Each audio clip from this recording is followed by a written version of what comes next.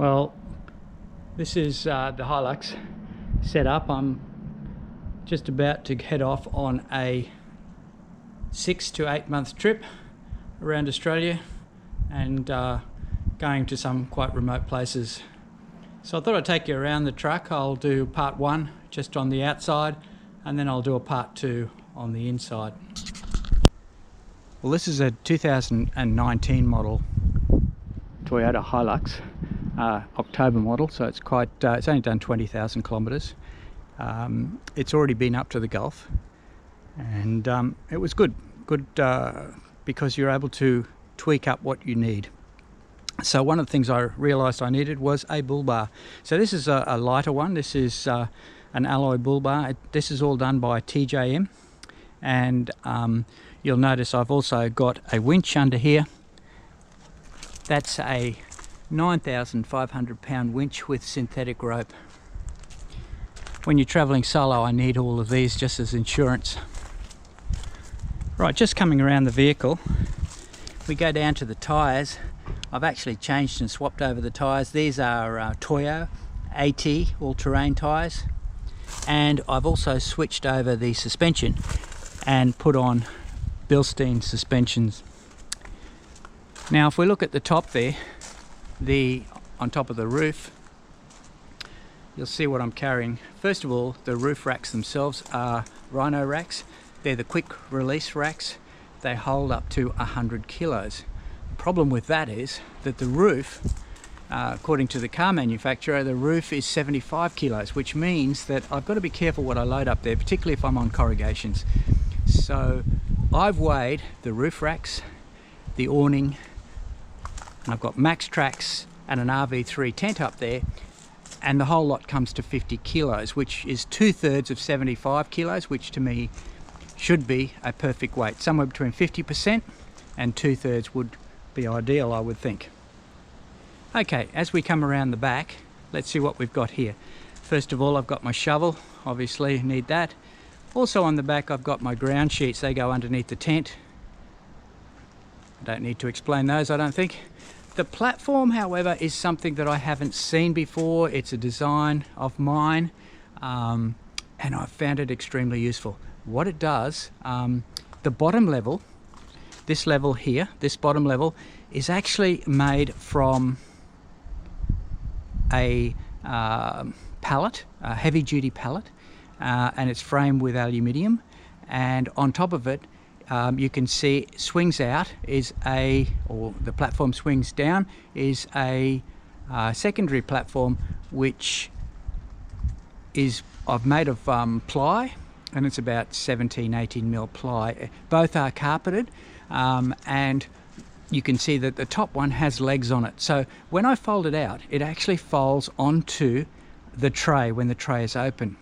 And that's fantastic, because what it does is it gives me the equivalent of a rooftop tent, because the Daci Evolution Swag, the 900, I'm able to just roll it out. Remember, this when this is put down, it's flat, so the whole platform is flat and carpeted.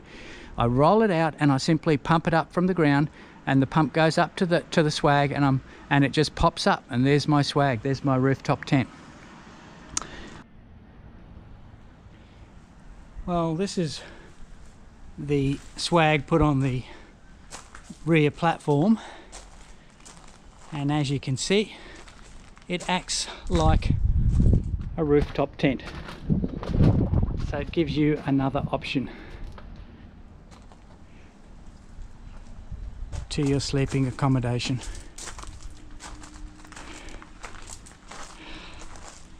Very easy to set up.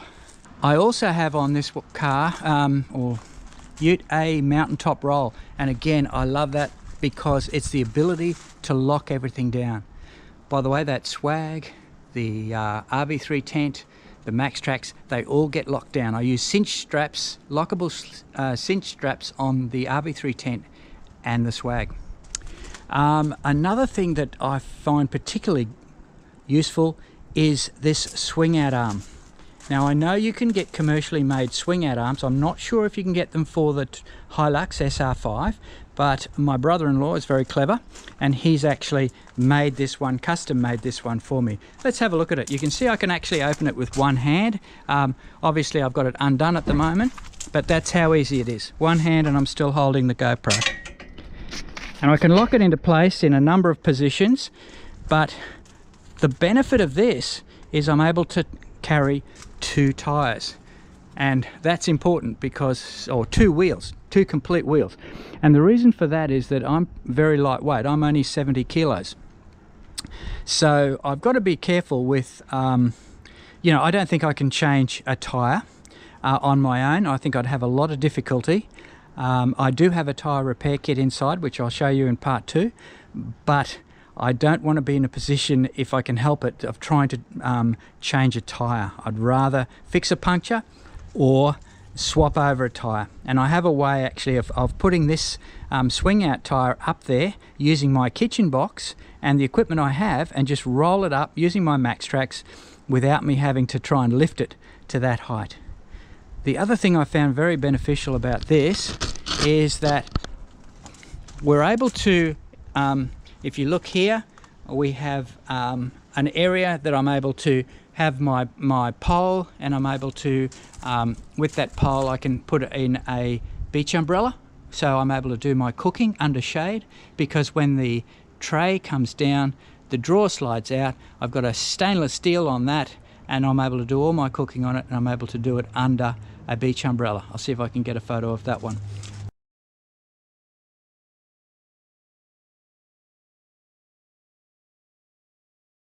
Also too, I'm able to connect my lights. Now I'm able to have a pole light here which can light up the whole campsite. I can also dim it, but it all works by remote control.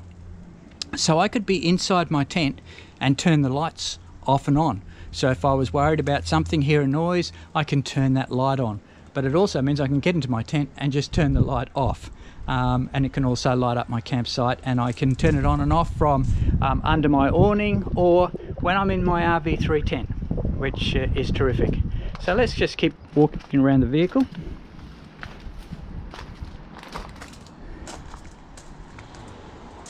So the reason for the lightness on these racks, again, I keep it light.